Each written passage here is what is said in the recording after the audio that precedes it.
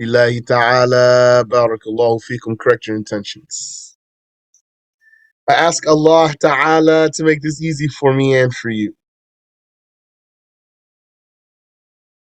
All right, so for the past few weeks, we've just been reading these prayer times one by one. And maybe that's what we're going to do today also, because we still need to cover Isha prayer. And we still need to cover Fajr prayer. But before we cover Fajr prayer, Yani, we're on Isha prayer, but before we cover Fajr prayer, there's a digression about combining and shortening prayers. Because combining and shortening prayers pertain to the four prayers: Dhuhr, Asr, Maghrib, and Isha, not Fajr. So before we get to Fajr, we're going to read this digression. But before we get to this digression, we need to read the fourth prayer, Isha.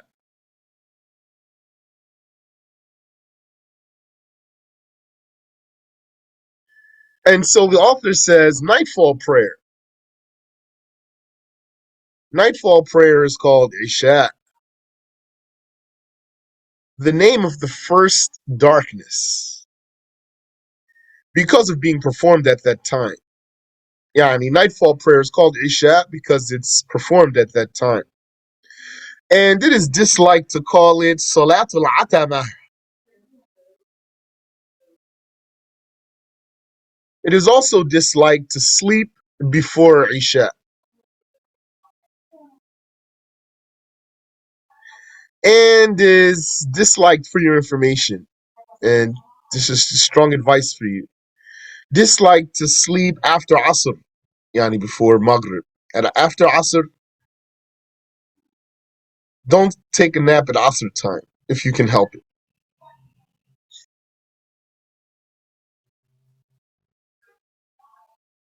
It's disliked to sleep before Isha. That's a good reminder, because you might not get up and pray. And it's disliked to talk after Isha, except in goodness, like reviewing or being cordial with the wife. Both of those are important matters there.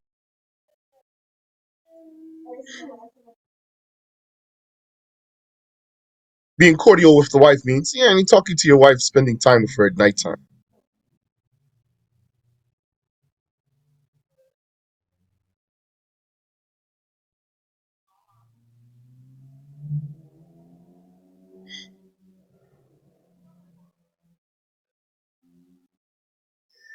So Isha, it starts immediately after Maghrib prayer, according to the reliable saying already proven by the hadiths.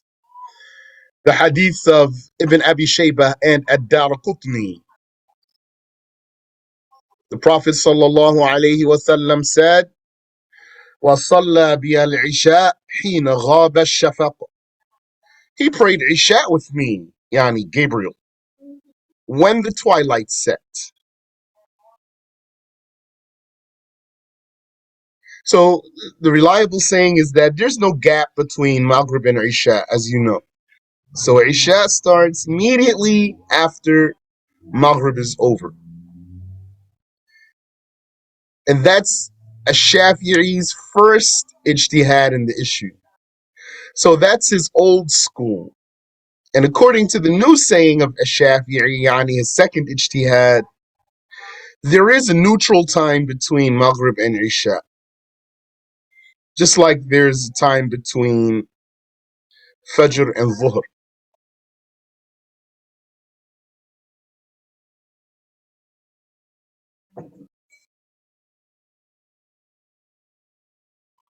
Its preferred time is until the first third of the night.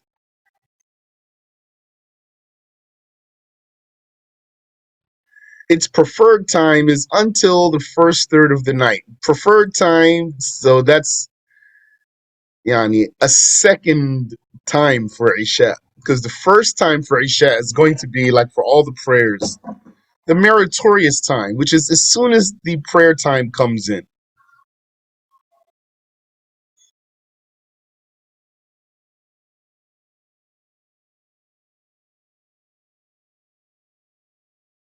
If you didn't catch it, as soon as it came in, and like you know, yani, there's no harm in me repeating. As soon as it comes in means as soon as the time comes in, you get busy with uh, what you need to do to pray.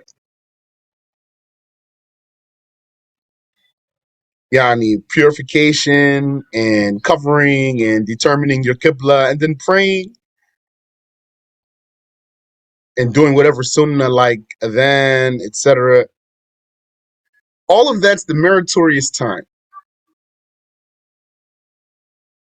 It's not a condition that you'll be ready, already dressed, already purified, and then as soon as the time comes in, you pray. And if you did that, you would still catch the meritorious time. But the meritorious time is going to cover you for doing what's needed for prayer as soon as the time comes in. And if you don't catch it right, then its preferred time is until the first third of the night, due to the hadith وَصَلَّى بِيَ الْعِشَاء إِلَى ثُلُثِ اللَّيْلِ, which means, and he prayed Isha with me on the second night by the first third of the night.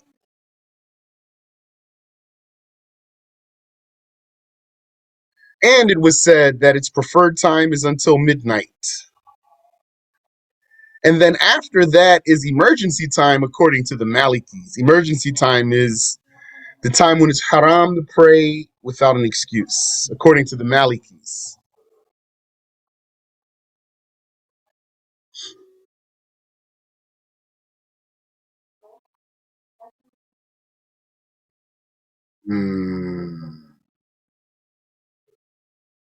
Nah.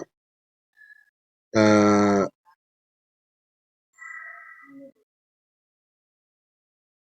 okay. Its permitted time without dislikeness is until the true dawn.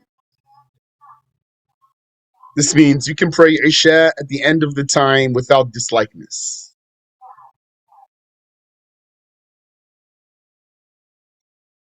Due to such reports as Muslims report, ليس في النوم تفريط إنما التفريط على من لم يصلي الصلاة حتى يجيء وقت الصلاة الأخرى.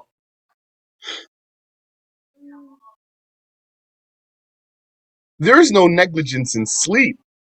Merely the negligence is on anyone who did not pray the prayer until the time for the other prayer comes. Until the time for the other prayer comes. So that might answer a question that some people have. If the prayer time's not in yet, and I want to sleep, if the prayer time's not in yet and I want to sleep, can I go to sleep and then maybe I'll miss the prayer though? You can go to sleep. It's not haram to go to sleep. Before the prayer time comes in, it's not haram. Like some people might tell you, if you're up at the end of the night for Isha, at Isha time before Fajr comes in, you can't go to sleep. You have to stay up so you can pray Fajr. It's not That's not a rule that you can't go to sleep, and Fajr didn't even come in yet. When the Prophet said, alayhi salatu wassalam, إنما التفريط على من لم يصلي الصلاة حتى يجيء وقت الصلاة الأخرى. Merely the negligence is on anyone who did not pray the prayer until the time for the other prayer comes.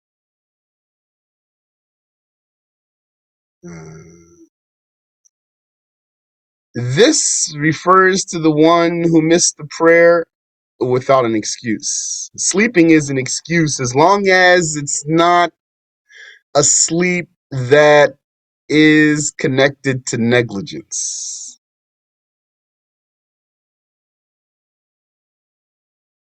Like a person slept with the firm intention to pray on time, but he didn't wake up. Then this is not haram. Or a person uh, forgot to pray and he slept. Then this is not haram. But a person remembered the prayer and he believed that if he sleeps, he's going to miss the prayer and he goes to sleep anyway. Then that's haram. Talk about the time is in, the prayer time is in, not before the prayer time comes in.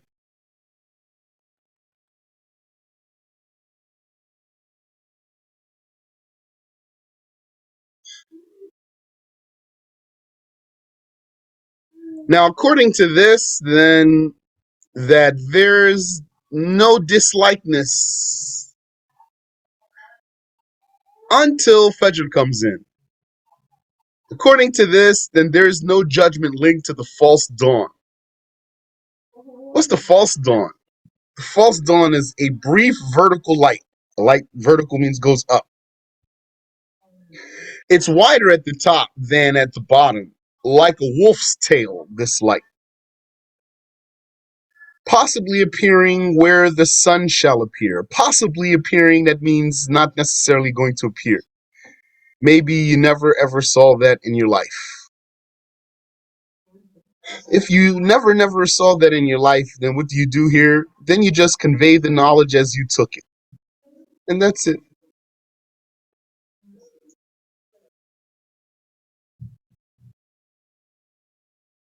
Then you might convey that knowledge to someone who has complete awareness and comprehension of what you're saying. You never even experienced it, but because you conveyed the knowledge accurately, the way you took it, then you gave it to someone who knew what you're talking about, it will be clear.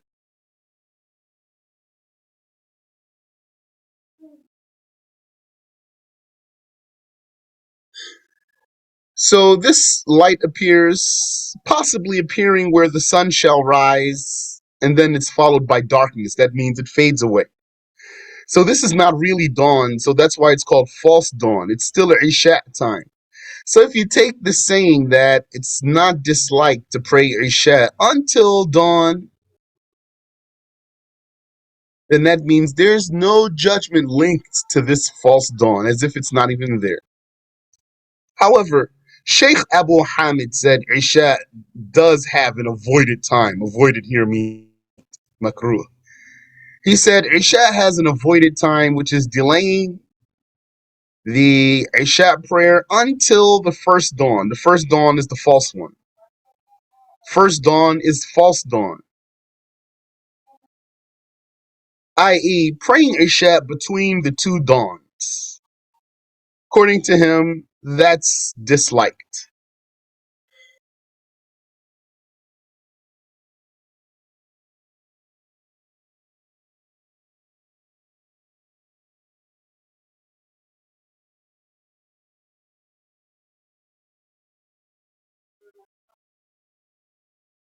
Maghrib and Isha are combinable like Dhuhr and Asr. You know that? So then, similar rule. The similar rule is that Isha is a time for Maghrib prayer. Yani, sometimes.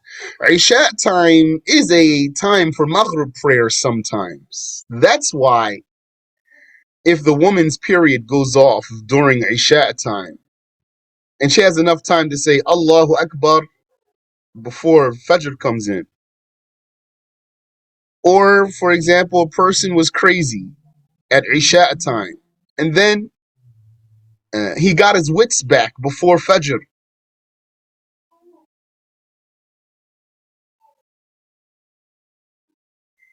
or a person was in a coma at Isha time and then he woke up before Fajr, by enough time to say Allahu Akbar, then he's going to have to pray Maghrib and Isha because Isha time is a time for Maghrib prayer sometimes.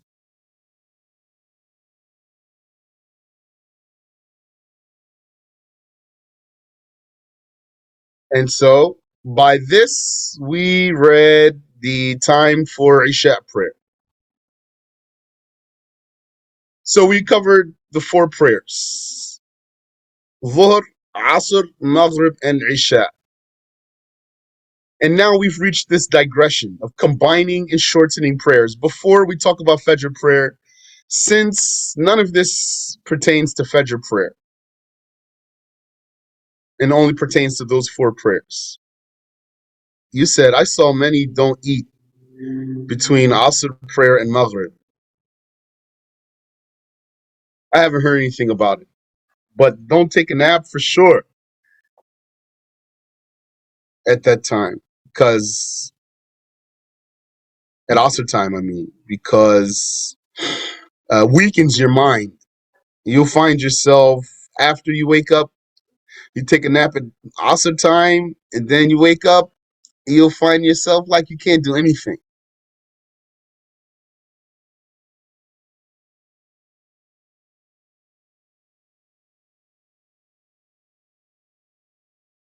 You said, did I say the Maghrib is in the Isha time? I said, Isha time is a time for Maghrib prayer sometimes, because can't you delay Maghrib until Isha if you're a traveler? So Isha time is a time for Maghrib prayer sometimes, or vice versa. I didn't say, but it is true. Maghrib time is a time for Isha prayer sometimes. That is true.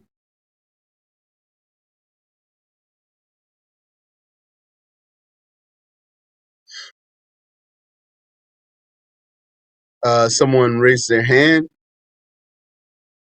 Islam, you raised your hand.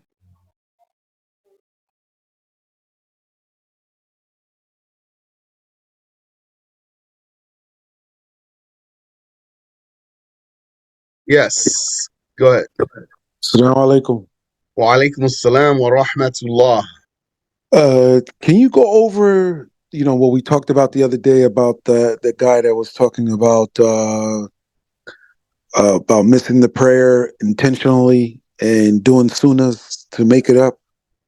Yeah. Okay, inshallah.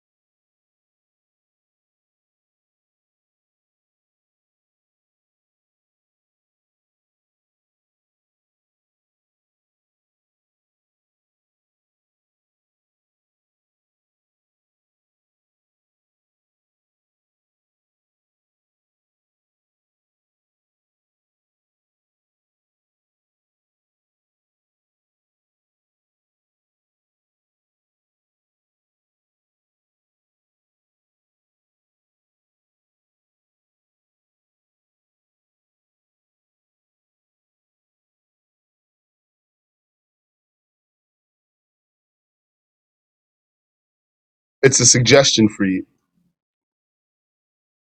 And really, Yani, that's something that's it's experienced. You might not have known until after you learned, and then you did it, and you say, "Ah, this is why they said don't sleep after Asr time." Sometimes the student of knowledge takes a nap at Asr time, khalas, the rest of his day is done. Because the student of knowledge has to study all day, all day, all day. And he needs to take a nap. He should take a nap at Dhuhr time. That's a very good time to take a nap. Dhuhr time, not Asr time. But sometimes he'll take a nap at Asr time, khalas, that's it. He's done for the day. He's not memorizing anything more. He's not studying anything more. It's like his brain is on lock. طيب بارك الله فيكم.